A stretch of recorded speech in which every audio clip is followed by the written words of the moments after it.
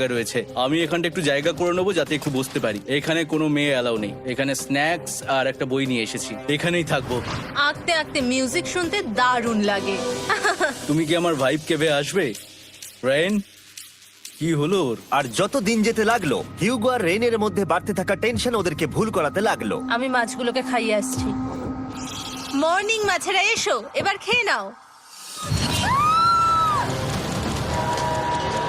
Rain, আমি আসছি। Rain, আরে আরে আরে আরে, তাড়াতাড়ি!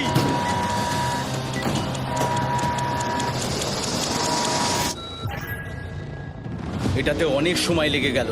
আমি রেনের এইসব পাগলামির জন্য আমার $3 লাখ কোনোভাবেই হারাতে পারবো না। আমি আস্তে আস্তে কেমন ভাবে জীবন কাটাতাম সেটাই ভুলে যাচ্ছি। বাংকারে আমি এখন যেভাবে থাকছি সেভাবে আগে থাকতাম না। মানে কি বলবো, একই জিনিস বারবার রিপিট হচ্ছে, যেটা মনে হচ্ছে কোনোদিনও শেষ হবে না। কিন্তু